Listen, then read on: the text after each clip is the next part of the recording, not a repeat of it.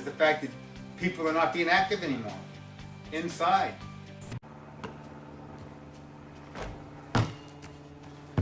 So Jonathan, tell me a little bit about your high school story. Started junior year. We played every day at lunch. Played 21. And one day, the teacher said, "You're not allowed to do it anymore." I asked him why. He said it's a liability reason. So I kept playing, and eventually got suspended. Wait, you got suspended for doing what? For playing basketball at lunch. For playing basketball at lunch. At school. What was the reason? It was a liability reason. A liability reason? Yeah.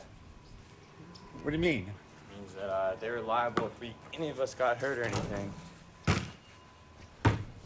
Even though we were 18. So let me get this straight. How could you play at lunch? We had to have adult supervision. Wait, you guys were all like seniors and you had to have adult supervision to play basketball? Junior. Well, I was a junior. They were mostly seniors, but I was 18. They were 19, 18. We had to have adult supervision. In Spurlock's book, he talks a lot about several lawsuits against McDonald's because of obesity. The one he's talking about is some teenagers or whatever were obese, and they ate at McDonald's a couple times a week or whatever, and they decided that McDonald's was the cause of their obesity. The case was thrown out because McDonald's wasn't forcing them to eat or whatever at McDonald's. I have a question about Spurlock's documentary. I'm just curious, what was his intake afterwards? Now, I'm willing to bet it was probably no more than probably 2,200 or 2,300 a day. Maybe the first couple of days she might have gave him a little bit extra because he was used to eating so much. Never saw anything about that. A little bit of wind today.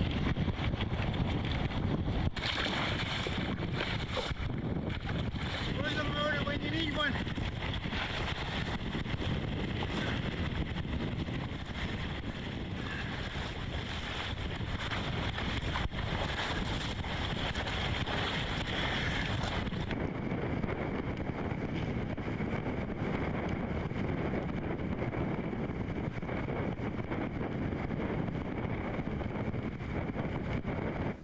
Spurlock's girlfriend said that this McDonald's supersize thing was affecting their love life. He was so tired all the time, he just wasn't performing very well. I won't go into details about my wife and me, but I will say that in my case, Spurlock was completely wrong. My wife says sex is all I think about. Discussion closed.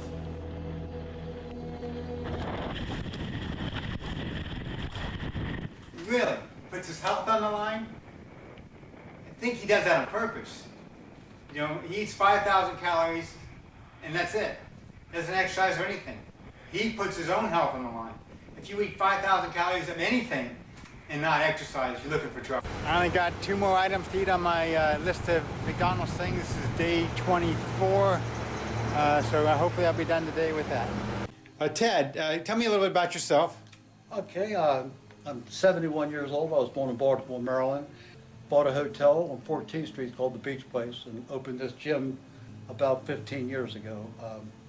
In the past, as a competitive bodybuilder, I've won Mr. Universe, Mr. America, Mr. Florida, Mr. World, and I've had since then retired from competition and just concentrating on personal training and writing books and doing seminars on life extension. Okay, so with all the information you know, if you were to purposely try to gain a lot of weight in a short amount of time, how would you do it? I would drink milk and eat a lot of bread and form my food into a pasty substance that would take long to digest, therefore turn into fat, and I could gain 10 pounds in 4 days. Wow. Easily. What about your exercise regimen? Well, if I wanted to gain weight, first of all, I would never stop exercising. But if I wanted to gain weight, what I would do, I would cut out all the cardio, and I would just do heavy exercises and rest for 2 minutes in between each set. Now I'm trying to stay trim, so I don't take any rest. I work out for 45 minutes nonstop to keep my weight down. Hey Casey, Yes. If you wanted to gain a lot of weight in a short amount of time, how would you do it? Okay, Dad, you just right into the shot. Oh, sorry. I would probably eat junk food or unhealthy food. These are good, but I still have to doctor them up a little bit. I like mine with French fries.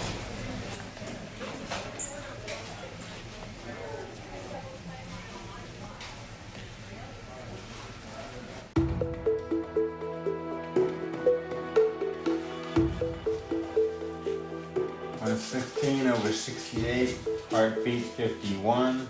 I've just discovered that a supersize shake is really equivalent to a little more than 3 medium shakes. So I'm having a strawberry, a vanilla, and a chocolate all at once. That's going to be 48 ounces.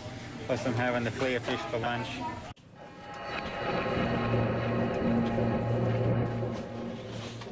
The real problem with a lot of this McDonald's workout stuff is a lot of times I don't really feel like going out and working out. I just soon go in the house, watch some TV, veg out. But since I haven't done anything really strenuous at all today, and it's now after 10 o'clock, I figured I might as well go ahead and go for a bike ride. My son has a tape. I'm supposed to go back to the library. It gives me a good excuse to do maybe about a 4, 5, 6 mile bike ride. This is my last item on the menu. It's a sausage biscuit. Oh, by the way, I used my mustard yesterday, my hot mustard packets with my French fries. They do that in Europe a lot. Anyway, my last item. Large orange juice. That was the last item on the menu. Day 28, a mini-sized me, and we're waiting for the shuttle to fly by.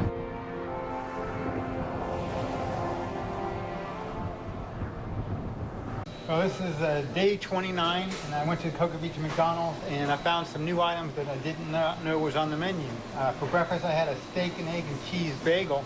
I've never seen that before. And I just came by for dinner, and I found out they have pumpkin pies, and they also have a apple and caramel sundae. And so those are 3 items I found out that I didn't know were on the menu. I guess it's some new product maybe because of it's almost fall. Well, this is near the end of the movie, and Spurlock's not feeling good. He's got bad headaches all the time, always feeling tired, whatever. So he goes in and sees maybe a little chest pain, goes and sees the doctor. The doctor pretty much says that he now has a fatty liver that might be leaking some enzymes into his blood. It's making him sick. And they do a comparison between his liver and an alcoholic liver. And his doctor suggested he quit. The doctor actually says, "You're killing yourself." Now this doctor, by the way, looks to me from the video to be a little bit overweight.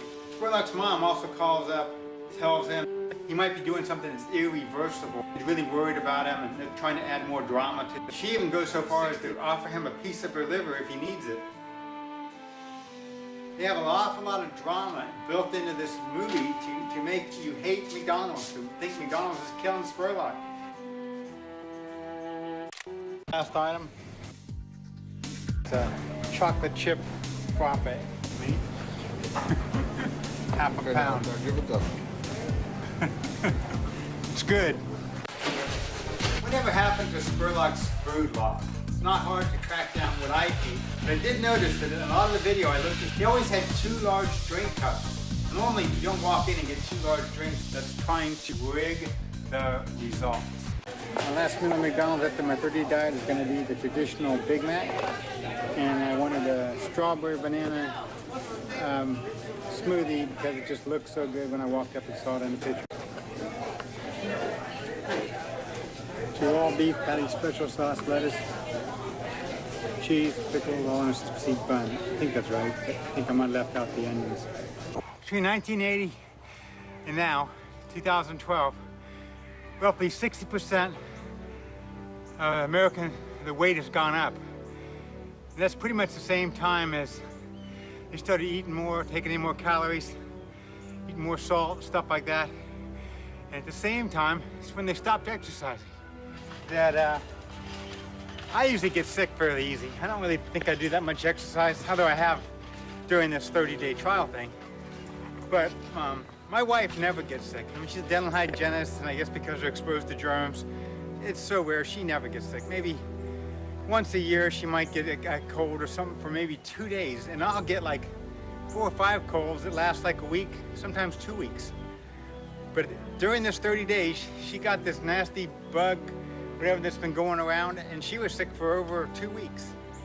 I didn't get sick, and only I can think that's anything different than normal is the fact that I've actually gone out of my way to try to live an active lifestyle, which means, you know, stay active, do something. I've done a lot of walking over my 30 days, a lot of biking, a lot of kayaking, mainly kayaking. I think kayaking is what helped me the most.